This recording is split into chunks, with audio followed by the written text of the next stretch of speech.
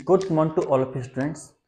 Today we are going to discuss about a chapter that name is thermodynamics. आज हम सभी आप लोगों के सामने एक चैप्टर जिसे हम थर्मोडायनेमिक्स से डिस्कस करने जा रहे हैं। इससे प्रीवियसली हमने दो टर्म इन डिटेल पढ़े थे, that is heat and second one is temperature. Heat जो होती है वो सेंसेशन ऑफ वार्म होती है। जब हम किसी चीज को टच करते हैं तो हमें वार्म महसूस होता है और यही हमारी हीटनेस है। जो हमें सेंस होता है वार्मनेस, उसे हम हीट कहते हैं। जो हीट होती है वो तीन प्रकार से ट्रांसफर हो सकती है या तीन फॉर्म में ट्रांसफर होती है: रेडिएशन, कंडक्शन, कन्वेक्शन। इसे हम प्रीवियस लेक्चर्स के अंदर काफी अच्छे से ड्रिल कर चुके हैं, कंडक्शन, कन्वेक्शन, रेडिएशन के बारे में। इसके नेक्स्ट टर्म में हमने पढ़ा था टेम्परेचर। टेम्परेचर जो होता है वो degree of hotness and coldness होता है। कोई चीज कितनी गर्म है, कोई चीज कितनी ठंडी है, इसे पता करने के लिए हम जिस क्वांटिटी का यूज करते हैं, फंडामेंटल क्वांटिटी का यूज करते हैं, वो टेम्परेचर होती है। टेम्परेचर को हम थर्मोडायनेमिक्स में एक फिजिकल क्वांटिटी मानते हैं जो कि हमें ये बताती है कि दो बॉडी थर्मल इक्विलिब्रियम में हैं या नहीं है। और हम बड़ी लेवल पे करना चाहें तो जो टेम्परेचर होता है वो एक ऐसी क्वांटिटी होता है जो बताता है दो बॉडी थर्मल इक्विलिब्रियम में हैं या नहीं है। सिंपल है, अगर उन दोनों का टेम्परेचर सेम होगा तो ऐसी कंडीशन में वो दोनों बॉडी थर्मल इक्विलिब्रियम में होंगी। In this condition two bodies are going to be in case of thermal equilibrium. Now thermodynamics. Thermodynamics जो होती है वो हमारी साइंस की ब्रांच होती है जिसके अंदर हम पढ़ते हैं transfer of heat in other forms of energy. Heat energy का ट्रांसफर होना या फॉर्म होना अलग अलग फॉर्म में और यूटिलाइजेशन होना, transformation of heat energy into other forms of energy and vice versa. इसका उल्टा भी, अदर फॉर्म ऑफ एनर्जी को हीट एनर्जी में किस प्रकार से हम ट्रांसफर करते हैं, जिस ब्रांच के अंदर हम पढ़ते हैं उसे हम थर्मोडायनेमिक्स कहते हैं। थर्मोडायनेमिक्स जो होता है मैक्रोस्कोपिक साइंस है। मैक्रोस्कोपिक मीन टू से ये माइक्रोस्कोपिक लेवल पर like atom and molecule level पर नहीं जाती है। ये मैक्रोस्कोपिक या बल्क में काम करती है। ये लार्ज अमाउंट ऑफ सिस्टम के ऊपर वर्क करती है, दैट इज थर्मोडायनेमिकल सिस्टम। ऐसा सिस्टम जिसमें large number of atom and molecule आपस में कंबाइन होते हैं, ऐसे को हम थर्मोडायनेमिकल सिस्टम कहते हैं। थर्मोडायनेमिकल सिस्टम को डिफाइन करने के लिए हमारे पास थर्मोडायनेमिकल वेरिएबल्स होते हैं। Thermodynamical variables like pressure, volume, temperature, mass, density etcetera. और ये वेरिएबल जो होते हैं हमारे पास एक्सटेंसिव और इंटेंसिव होते हैं। एक्सटेंसिव कहें तो एक्सटेंसिव प्रॉपर्टी वो वेरिएबल्स होते हैं जो कि शेप और साइज चेंज करने से चेंज होती हैं, और इंटेंसिव शेप और साइज चेंज करने से चेंज नहीं होते हैं। साथ ही साथ हमारे पास इक्वेशन भी है जिसे हम आइडियल गैस इक्वेशन कहते हैं और थर्मोडायनेमिकल इक्वेशन भी कह सकते हैं। वो इक्वेशन जो कि थर्मोडायनेमिकल पैरामीटर्स पर रिलेट करती है उसे हम आइडियल गैस इक्वेशन कहते हैं, जैसे हम पहले ही पढ़ चुके हैं, that is PV equal to nRT। P यहाँ पर pressure, V volume, N is number of mole and R is the universal gas constant, T is temperature of that body. और इसी इक्वेशन के अंदर हमारे Boyle's law, Charles law and many of the law are combined in this equation. तो आज हम इसी thermodynamics के बारे में इन डिटेल में पढ़ेंगे। साथ ही साथ हम zeroth law, first law and second law, साथ ही साथ Carnot engine and Carnot theorem के बारे में भी हम डिटेल में समझेंगे। So let us start the chapter.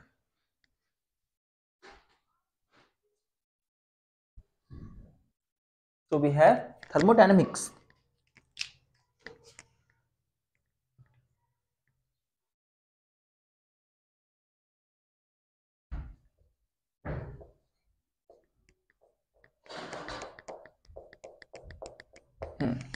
So thermodynamics को हम डिफाइन कर सकते हैं, it is the branch of science in which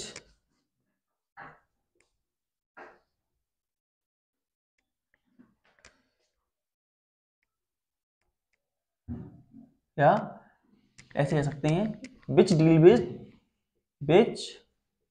deals with transfer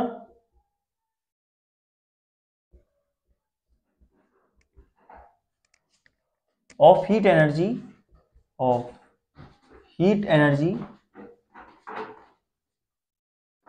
to other forms of energy,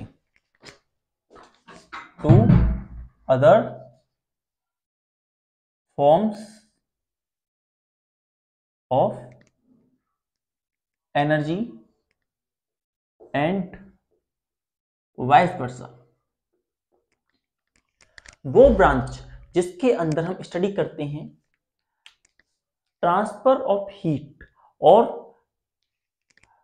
other forms of energy के अंदर, या फिर अदर एनर्जीज को हीट में ट्रांसफर करना, जिस ब्रांच में हम ये सब करते हैं उस ब्रांच को हम थर्मोडायनेमिक्स कहते हैं। ये जो होती है, हाँ, it is a macroscopic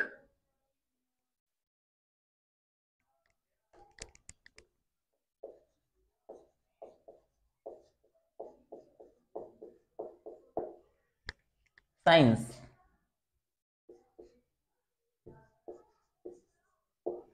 that in this condition of thermodynamics one or two atom or change in the condition of one or two atom is going to neglected।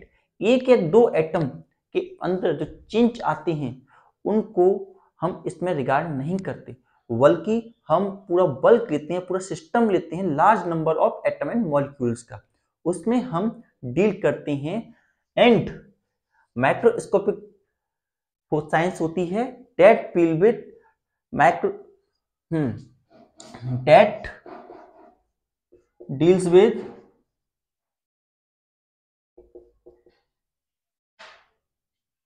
macroscopic variables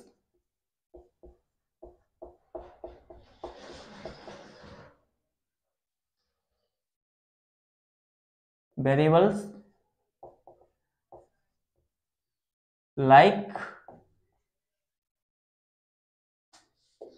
pressure,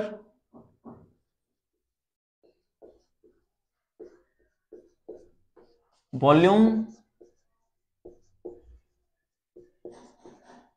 temperature,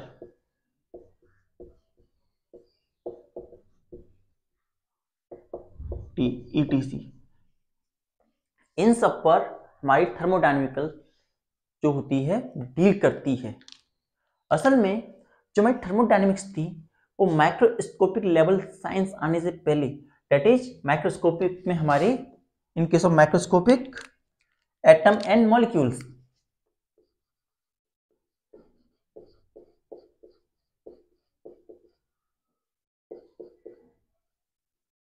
जिसमें हमारे atoms and molecules आते हैं, उनके आने से पहले ही ये stabilised हो चुकी थी। हम जैसा कि जानते हैं पुराने समय में हीट इंजन वर्क करते थे, रेल जो होती थी उसमें हीट एनर्जी प्रोड्यूस होती थी, उस हीट एनर्जी को मैकेनिकल एनर्जी में कन्वर्ट किया जाता था। इसी प्रकार से जब अपने हाथों को रब करते हैं तो उसमें भी हम हीट एनर्जी को प्रोड्यूस करते हैं बाय मैकेनिकल एनर्जी।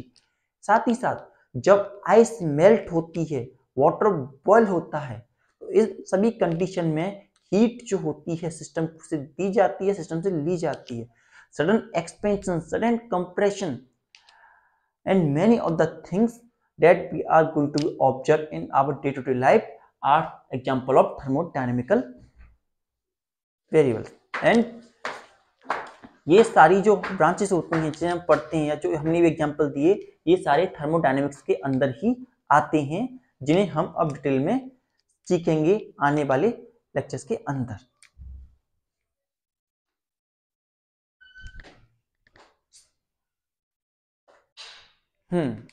तो अब हम इसमें कुछ इंपोर्टेंट टर्म्स को समझेंगे before going further.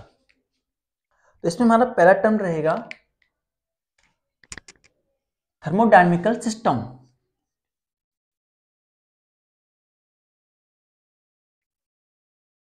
Thermodynamical system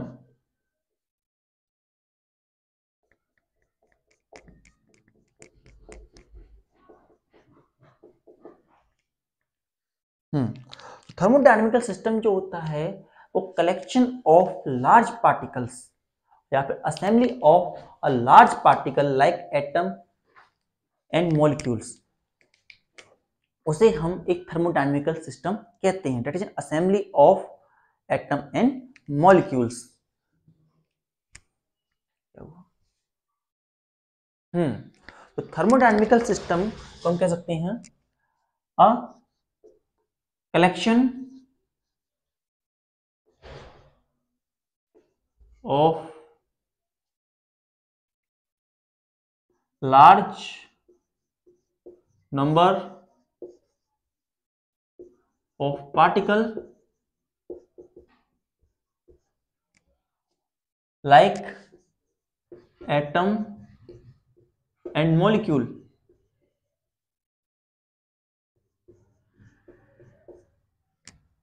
एक collection large number of particles like atom and molecule is called thermodynamical system, is called thermodynamical system।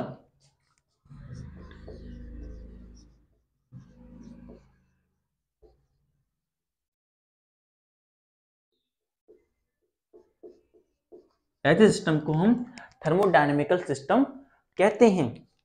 Thermodynamical system की जो स्टेट होती है, state of thermodynamical system may be solid, may be liquid, may be gas और combination of this two. So state of thermodynamical system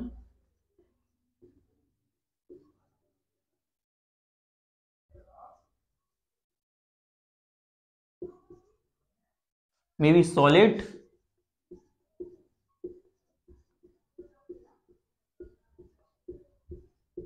liquid और combination of two, और gas और combination of two, और इन दोनों का combination भी two. Solid liquid, liquid gas, या फिर लिक्विड गैस हो सकता है, सॉलिड लिक्विड हो सकता है, इन दो का कॉम्बिनेशन भी हो सकता है हमारा थर्मोडायनेमिकल सिस्टम।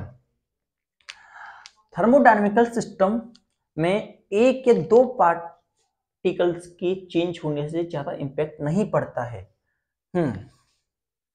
हमारे पास जो हम बात कर रहे हैं, तो हमारे पास दो टर्म होनी चाहिए, एक सिस्टम, हमें इन टर्म को समझना है, सिस्टम, सिस्टम जो, और दूसरा है सराउंडिंग, सिस्टम एंड सराउंडिंग। जैसे हमारे पास ये एक टब है, it is a tub we are going to have, and here there is an liquid going to be present within it. So हमारे पास जो ये लिक्विड है, जिसे हमने अपनी ऑब्जर्वेशन में रखा है, उसके बारे में हम देख रहे हैं कि कब प्रेशर, वॉल्यूम, टेम्परेचर कैसे कैसे चेंज हो रहा है। प्रेशर, वॉल्यूम, टेम्परेचर किस प्रकार से चेंज हो रहा है विद टाइम, इसे हम स्टडी कर रहे हैं इस लिक्विड के लिए for giving mass. So that liquid is our system, इसे हम अपना सिस्टम कहेंगे, it is the system mean to say. और बाकी इसके हिसाब से बाकी का जो हिस्सा है, जो बाकी का हमारे इसके चारों तरफ जो हिस्सा हुआ हमारा यहाँ पर, ये जो हिस्सा है ये हमारी सराउंडिंग है, मतलब सिस्टम को छोड़ करके जो कुछ बचा वो हमारा सराउंडिंग होता है। सराउंडिंग। एंड सिस्टम और सराउंडिंग को मिलाकर के जो बनता है उसे बोलते हैं universe. So universe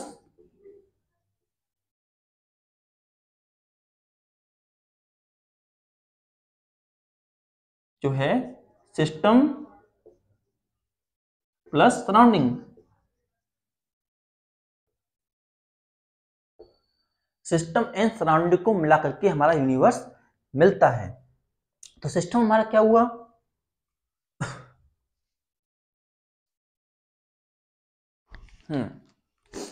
that is part of universe which is under observation,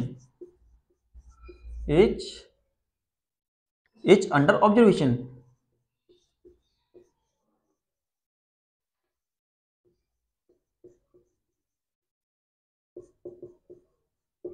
universe का वो हिस्सा जिसे हम अपने ऑब्जर्वेशन में रख रहे हैं, जिसके प्रेशर वॉल्यूम टेम्परेचर को हम डील कर रहे हैं, जिसे हम चेक कर रहे हैं, वो हिस्सा हमारा कहलाता है सिस्टम। वहीं part of universe other than system is said to surrounding. जो हमारा सिस्टम है उसे छोड़ करके जो बाकी का हिस्सा बचा यूनिवर्स का उसे हम सराउंडिंग कहते हैं। सो पार्ट ऑफ यूनिवर्स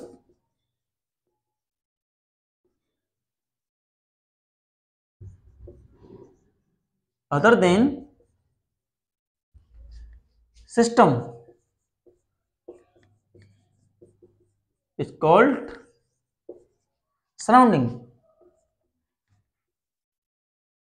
उसे हम सराउंडिंग कहते हैं। सिस्टम को छोड़कर के जो हिस्सा बचा उसे हम सराउंडिंग कहते हैं। और universe is a combination of system and surrounding. System और सराउंडिंग को मिलाकर के जो बना वो हमारा यूनिवर्स बनता है। नाउ जो हमारे थर्मोडायनेमिकल वेरिएबल्स होते हैं लाइक प्रेशर वॉल्यूम टेम्परेचर, वो दो प्रकार के होते हैं, एक्सटेंसिव और इंटेंसिव। इनके बारे में भी अभी हम डिस्कस करने जाएंगे। इसके लिए हम समझेंगे thermodynamical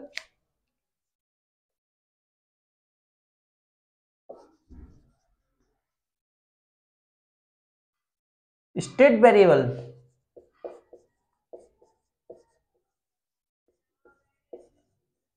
thermodynamical state variable.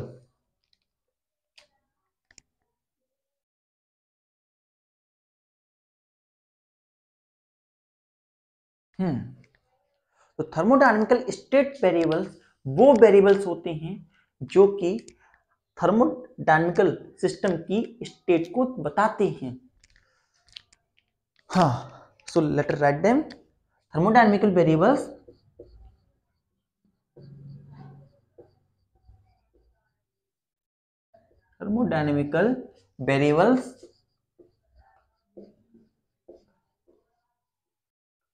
are the variables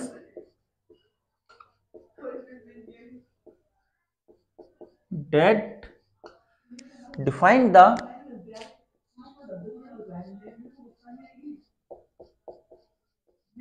state of variable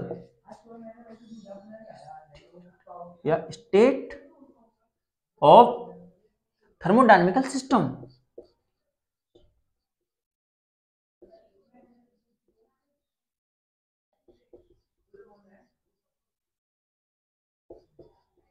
thermodynamical system वो वेरिएबल जो कि थर्मोडायनेमिकल सिस्टम की स्टेट को डिनोट करते हैं एट एनी टाइम। उन वेरिएबल्स को हम थर्मोडायनेमिकल वेरिएबल्स कहते हैं। एग्जाम्पल के तौर पर pressure, temperature,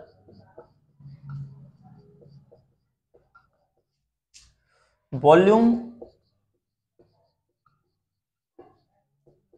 mass, density,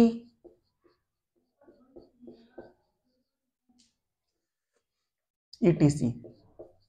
These are some examples of thermodynamical state variables. और इनकी मदद से ही हम पता लगा पाते हैं कि कोई बॉडी किसी दी गई स्टेट में उसकी कंडीशन क्या है, it is in state of equilibrium और नॉट, वो इक्विलिब्रियम कंडीशन में है या इक्विलिब्रियम कंडीशन में नहीं है। कोई बॉडी इक्विलिब्रियम कंडीशन में कब होती है? हम बात करें इक्विलिब्रियम, इक्विलिब्रियम की कंडीशन तीन प्रकार से हो सकती है। First mechanical equilibrium, second chemical equilibrium and third thermal equilibrium. Equilibrium होता है मैकेनिकल हो सकता है, मतलब कि बॉडी पर लगने वाला नेट फोर्स जीरो हो, तो ऐसी कंडीशन में हम कहेंगे कि हमारी बॉडी इक्विलिब्रियम की कंडीशन में है।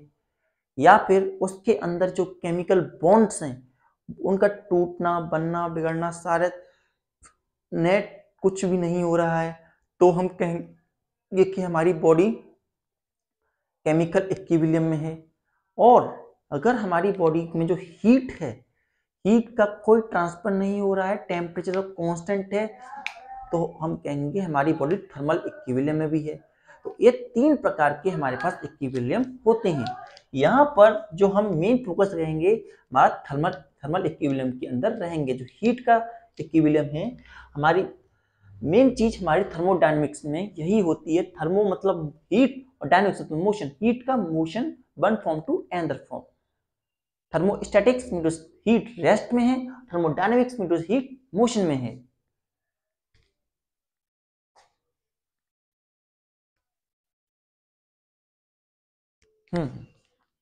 Next is equation of states, equations of state.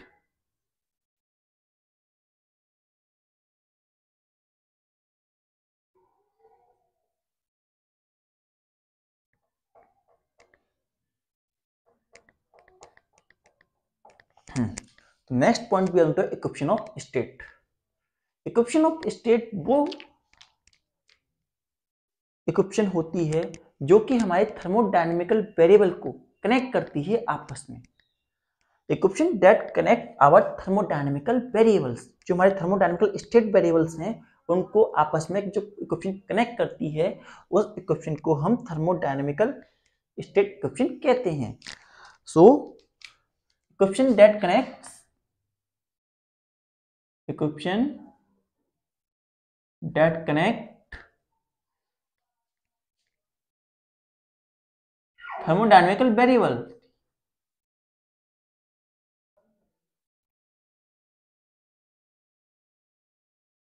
thermodynamical variables,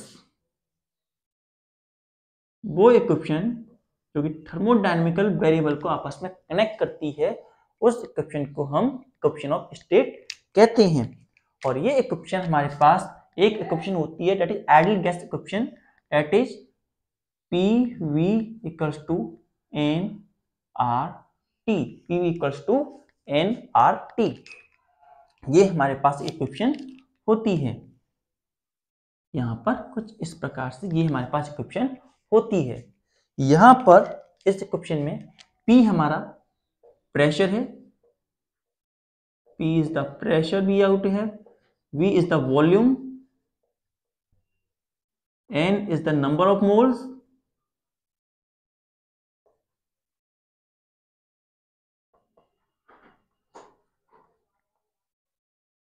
तो R है हमारे पास वो universal gas constant, universal gas constant,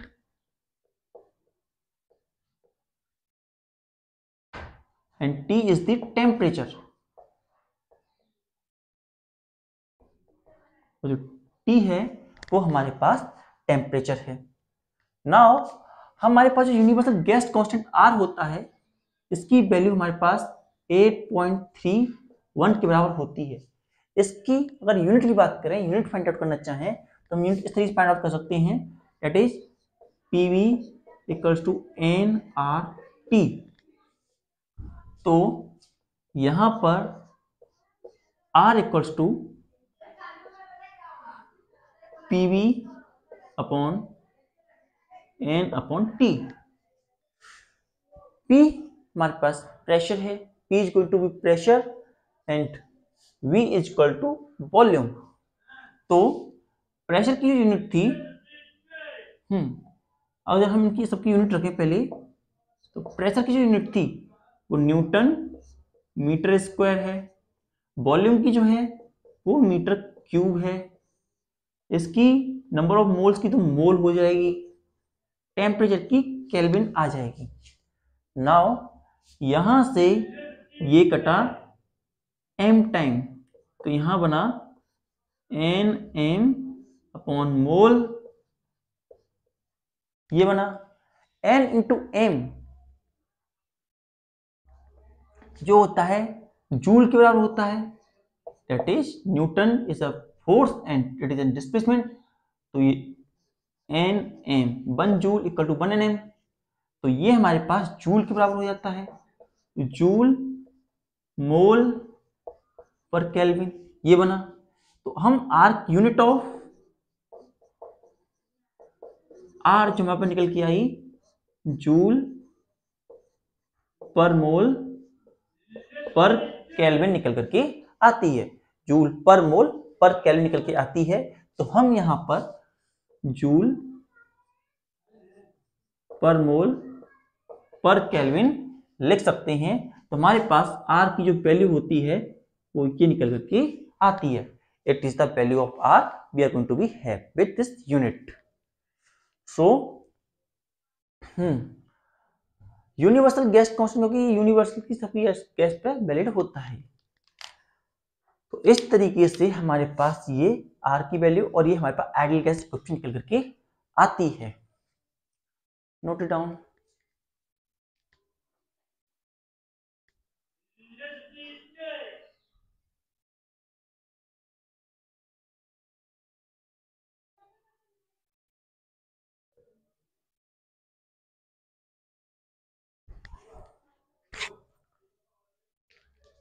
now one more thing, हमारे पास जो इक्वेशन थी थर्मोडायनेमिकल स्टेट वेरिएबल होते हैं, हमने आपको बताया था थर्मोडायनेमिकल स्टेट वेरिएबल ये भी दो प्रकार के होते हैं। Thermodynamical state variable are of two types. तो इसे भी थोड़ा सा हम बता देते हैं इससे पहले, आगे बढ़ने से पहले। Thermodynamical state variable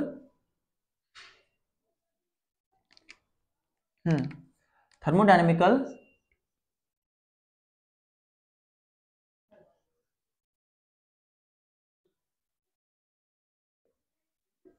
state variables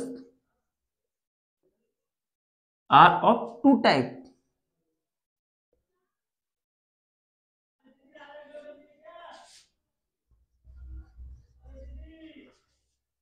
first one is extensive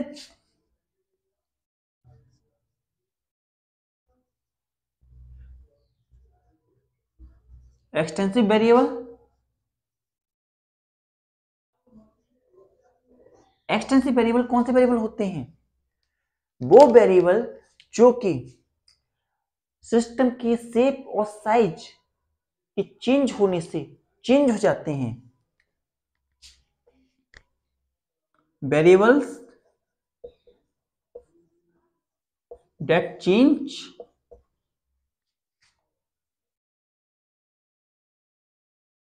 with change in the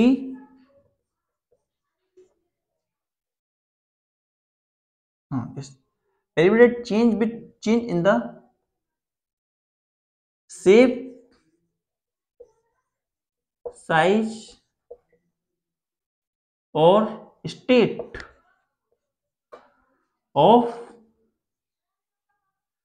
thermodynamical system।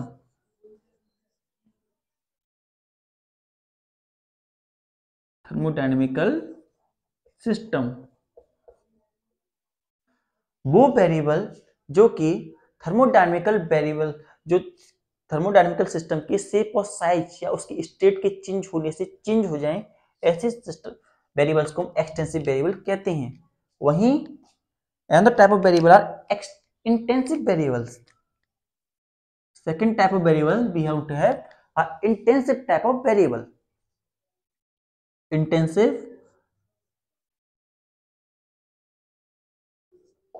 Variables.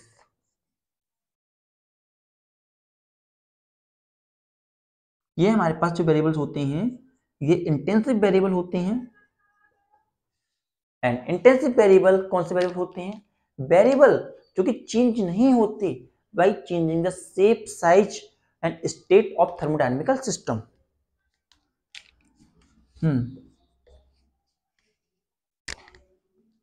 Variables that do not change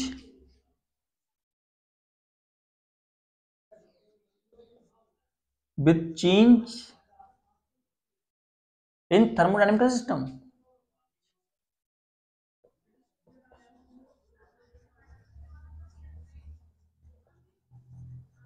thermodynamical system.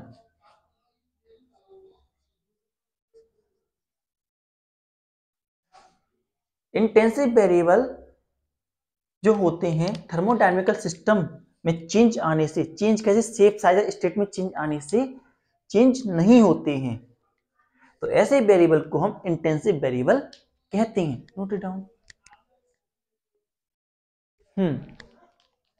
इसके लिए हम एग्जांपल लेंगे। यहां पर हमारे पास ये एक थर्मोडायनेमिकल सिस्टम था। इसके अंदर हमारे पास बहुत सारे पार्टिकल थे। इस तरीके से we are going to have many more particle in it. हमारे इस सिस्टम में बहुत सारे पार्टिकल इस तरीके से प्रेजेंट हैं। यहां पर ये हमारा सिस्टम है। अभी प्रेजेंट में जो हमारा सिस्टम है इसका प्रेशर जो है, यहाँ प्रेशर जो है इसका P है, वॉल्यूम इसका V है, टेम्परेचर इसका T है। तो ये साथ ही साथ इसका मास M है एंड इसकी डेंसिटी जो है वो रो है। ये सारे क्वांटिटी इसके अंदर हैं। तो हमारे पास इसकी जो क्वांटिटी निकल के आई, जो हमने यहाँ पर देखा थर्मोडायनेमिकल वेरिएबल जो इसके हमने लिए, वो हमारे पास थर्मोडायनेमिकल वेरिएबल हैं pressure, volume, temperature, mass, density. ये सब हमारे पास थर्मोडायनेमिकल वेरिएबल्स हैं हमारे इस सिस्टम के। क्या नजर आ रहा है इसमें?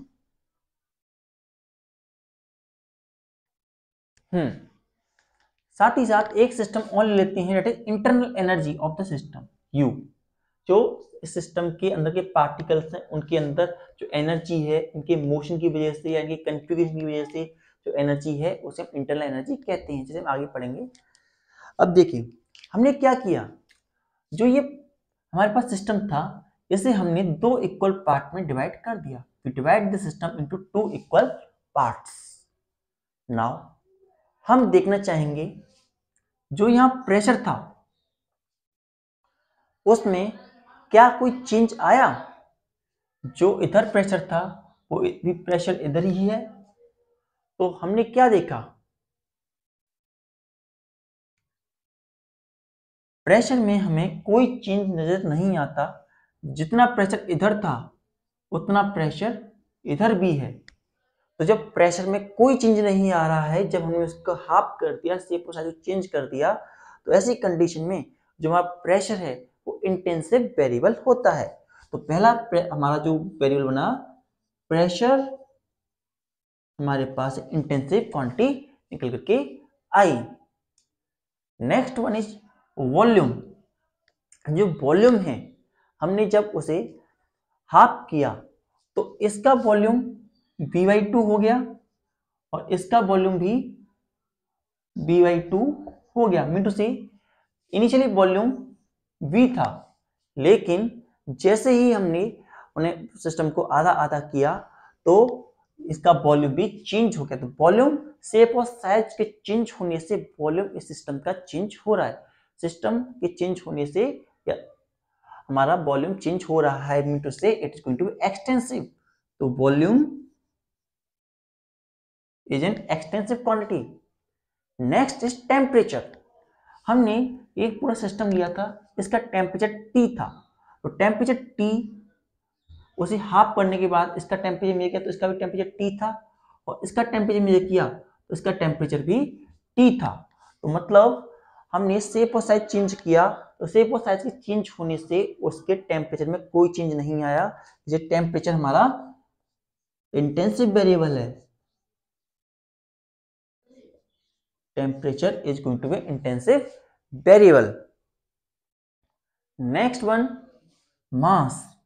जो मास था क्वांटिटी का, जो हमारा मास था वो यहाँ पे m मास की बॉडी थी। अब इसका मास यहाँ पर m/2 हो गया, यहाँ पर इसका मास m/2 हो गया।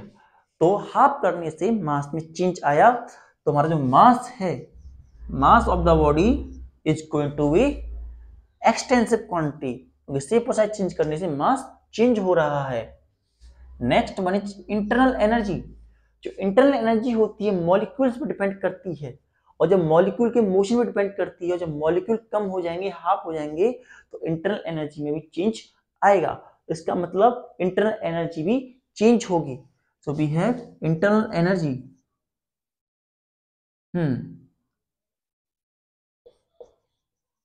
Internal energy ETC are extensive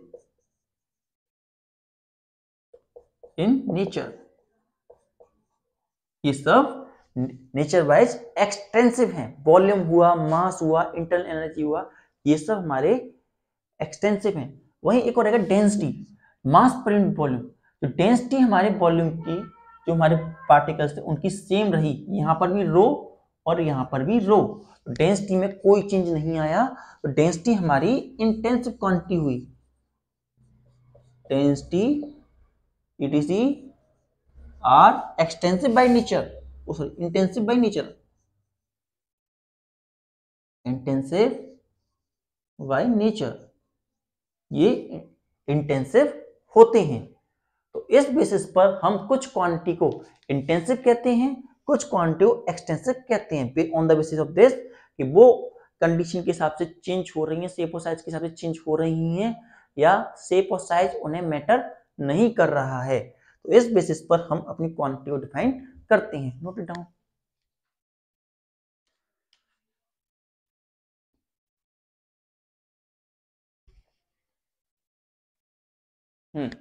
तो let us revise what we are going to understand today. आज हमने जाना थर्मोडायनेमिक्स के बारे में। थर्मोडायनेमिक्स वो ब्रांच होती है साइंस की जिसके अंदर हम डील करते हैं transfer of heat into other forms of energy, और वाइस वर्सा, या अदर फॉर्म ऑफ एनर्जी से हम किस प्रकार से हीट प्रोड्यूस करते हैं। जिस ब्रांच के अंदर हम इसके बारे में पढ़ते हैं उसे हम थर्मोडायनेमिक्स कहते हैं। When we are going to rub our hands, जो हमारे हैंड्स हैं उन्हें जब हम आपस में रब करते हैं, on rubbing our hand like this, so heat is going to be produced in it, heat is going to be produced. अब हम अपने हैंड्स को रब करते हैं इस प्रकार से, तो ऐसी कंडीशन में हमारे हैंड्स के अंदर हीट प्रोड्यूस होती है। इसी प्रकार से जब हम अपने गैस स्टोव पर, अगर हम बात करें, यहाँ एक गैस स्टोव है, इसमें वाटर फिल है, इधर वाटर फिल है, और यहाँ से हमने हीट दी इसे, we are going to provide heat into it. तो यहाँ से अगर मैं क्यों हीट दी, तो इसके अंदर भी कुछ हीट जा रही होगी, जिसके कारण इसकी इंटरनल एनर्जी DU बढ़ रही है, और ये एक्सपेंड होता हुआ हमें नजर आता है। तो इसमें भी हमें थर्मोडायनेमिकल सिस्टम दिख रहा है, क्योंकि we are going to transfer heat, and on transferring heat, motion of the particle going to increase, kinetic energy of the system is going to be increased, और particle are going to be in motion। तो हमने heat energy को kinetic energy और internal energy में convert किया, और साथ साथ उससे कुछ वर्क भी किया। तो इस कंडीशन में हम हीट को ट्रांसफर कर रहे हैं एक फॉर्म से दूसरे फॉर्म के अंदर। जब हमारी आइस मेल्ट करती है, when our ice is going to be melt, हमने देखा है कि हमारी जो आइस होती है, we are going to have ice like this, it is the ice going to have और it is going to be melt down. ये जब मेल्ट करती है तो इसके अंदर क्या होता है, ये सिस्टम से बाहर से हीट लेती है और हीट लेने से ये हम जैसे जानते हैं ऐसी हीट को हम लेटेंट हीट कहते हैं। तो यहाँ पर ये जो आइस है वो मेल्ट हो रही है, तो ये कहीं से हीट अब्जॉर्ब कर रही होगी और इसे हीट कुछ मिल रही होगी, तो ये भी एक थर्मोडायनेमिकल प्रोसेस है। एंड सडन जब हम फ्रिज के अंदर देखते हैं, जब हमारा एक्सपेंशन होता है गैस का, एक्सपेंशन, गैस के एक्सपेंशन होने पर फ्रिज में कूलनेस आती है, टेम्परेचर डिक्रीज डाउन कर जाता है, तो ये भी हमारे पास एक थर्मोडायनेमिकल प्रोसेस ही होती है। तो there are lots of thermodynamical process that we are going to be observe all around. हम अपने चारों तरफ बहुत सारी थर्मोडायनेमिकल प्रोसेस इस प्रकार की ऑब्जर्व करते हैं, नोटिफाई करते हैं। थर्मोडायनेमिक्स जो है एक मैक्रोस्कोपिक साइंस है। मैक्रोस्कोपिक बोलने से मेरा मतलब ये है कि ये बड़े लेवल पर वर्क करती है, ये छोटे छोटे एटम या मॉलिक्यूल के लिए रिगार्ड नहीं होती है। ये एक मॉलिक्यूल को या एक एटम को देखने की बजाय उसे पूरा सिस्टम के रूप में या पूरे के पूरे लार्ज नंबर ऑफ मॉलिक्यूल के रूप में उसे रिगार्ड करती है। और ऐसी जो, और दूसरी बात ये कि जो माइक्रोस्कोपिक साइंस बनी थी उससे पहले ही ये हमारे पास आ चुकी थी।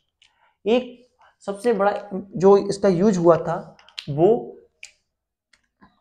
इंजन, जो हमारे पास एक गाड़ियां होती हैं उसके अंदर ट्रेन को चलाने के लिए धुआं निकलता था, पहले ऐसे करके धुआं जो निकलता था रेल्स के अंदर इस तरीके से, यहाँ पर जो ये इंजन था, यहाँ पर इंजन लगा जो होता था, जो इन सभी पहियों से कनेक्ट होता था, वो इस रेल को आगे बढ़ाने के लिए हीट एनर्जी दी जाती थी। हीट एनर्जी, जो हीट एनर्जी सिस्टम से दी जाती है, धुआं निकलता था, उससे वो मैकेनिकल एनर्जी जिससे कि ट्रेन आगे बढ़ती थी।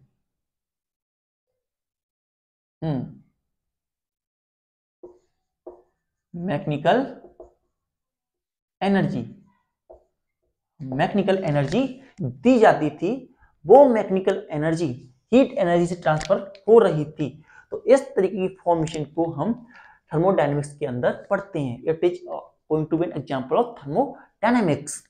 ट्रेन के चलने के लिए, पानी गर्म करने के लिए केतली में से जब भाप उठती है या जब कुकर सीटी लगाता है, तो ये सारी चीजें जो हैं हमारी थर्मोडायनेमिक्स के अंदर आती हैं। इसके बाद हमारा थर्मोडायनेमिकल सिस्टम। थर्मोडायनेमिकल सिस्टम एक कलेक्शन और assembly of large number of particle that are going to interact with one another. ऐसे सिस्टम को हम थर्मोडायनेमिकल सिस्टम कहते हैं। एक या दो मॉलिक्यूल नहीं, जिसमें माइक्रोस्कोपिक साइंस में हम एक मॉलिक्यूल का स्ट्रक्चर, एक एटम का स्ट्रक्चर देखते हैं, उस तरीके से नहीं। थर्मोडायनेमिकल सिस्टम में हम सभी एटम और मॉलिक्यूल को एक साथ कलेक्ट करते हैं और तब उनकी प्रॉपर्टीज को स्टडी करते हैं, और उस कलेक्शन को हम थर्मोडायनेमिकल सिस्टम कहते हैं। एंड जो हमारा थर्मोडायनेमिकल सिस्टम है, जरूरी नहीं कि वो सॉलिड ही हो, वो लिक्विड भी हो सकता, स्टेट में भी हो सकता है, गैसियस स्टेट में भी हो सकता है, और हो सकता है कि उसके पास दोनों स्टेट हो एट दैट पॉइंट। वो गैसियस स्टेट में भी हो, वो लिक्विड स्टेट में भी उस पॉइंट पर प्रेजेंट हो, उसके पास दोनों स्टेट भी प्रेजेंट हो सकती हैं। Next term is system and surrounding. System and surrounding, क्या मतलब होता है सिस्टम और क्या मतलब होता है सराउंडिंग का? सिस्टम और सराउंडिंग में सबसे पहला पार्ट सिस्टम है। सिस्टम यूनिवर्स का वो पार्ट होता है जिसे हम स्टडी कर रहे हैं, जिसके टेम्परेचर और कंडीशन को हम पढ़ रहे हैं। जिस तरीके से हम एक लिक्विड को बॉईल कर रहे हैं, तो उसको हम स्टडी कर रहे हैं। जब हम उसको स्टडी कर रहे होते हैं लिक्विड को, तो वो हमारा सिस्टम होता है, और उसके प्रेशर, वॉल्यूम और temperature, mass, density, internal energy और में किस प्रकार से चेंज आ रहा है, किस प्रकार से एक्सपेंशन हो रहा है, किस प्रकार से कंप्रेशन हो रहा है, जो हम पढ़ रहे हैं उसके अंदर, वो हमारा सिस्टम है। It is going to be our thermodynamical system. वहीं सराउंडिंग जो होती है, वो सिस्टम को छोड़ करके यूनिवर्स का जितना भी हिस्सा होता है उसे हम सराउंडिंग कहते हैं। अगर हम कहें कि हमारा ये जो टब है, इसे छोड़ करके जितने भी हमारी अर्थ का, जितना यूनिवर्स का जितना भी हिस्सा है, वो सारा हमारे सराउंडिंग की कंडीशन में आता है। और जब सिस्टम और सराउंडिंग को हम मिला देते हैं तो हमारा यूनिवर्स बनता है। Universe is a combination of system and surrounding. System, surrounding, इन सब के समझने के बाद हमारे नेक्स्ट टॉपिक थे थर्मोडायनेमिकल वेरिएबल। थर्मोडायनेमिकल वेरिएबल्स वो वेरिएबल्स होते हैं जो कि थर्मोडायनेमिकल सिस्टम को डिफाइन करते हैं। Thermodynamical are the variables that define the thermodynamical system. Thermodynamical system को किसी पॉइंट पर डिफाइन करते हैं कि वो थर्मोडायनेमिकल सिस्टम जो है उसका प्रेशर क्या है, टेम्परेचर क्या है, वॉल्यूम क्या है, ये सब बातें जिन वेरिएबल्स की मदद से डिफाइन की जाती हैं उन्हें हम थर्मोडायनेमिकल वेरिएबल कहते हैं। These variables are going to be thermodynamical variables. Note it down.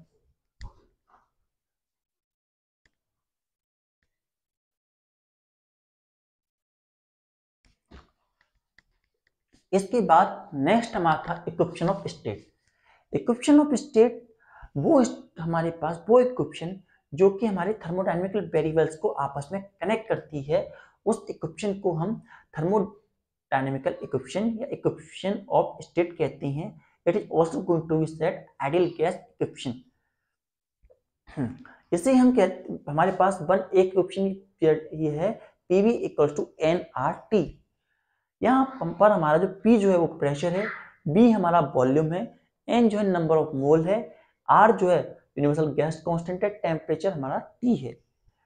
जो यूनिवर्सल गैस कांस्टेंट R है उसकी वैल्यू 8.31 जूल पर मोल पर केल्विन के बराबर होती है। एंड यहाँ पर हमने अभी यहाँ पे आपको दिखाया किस प्रकार से हमने यूनिट ऑफ R निकाली। इसके बाद हम अगर चाहें तो डायमेंशन भी निकाल सकते हैं।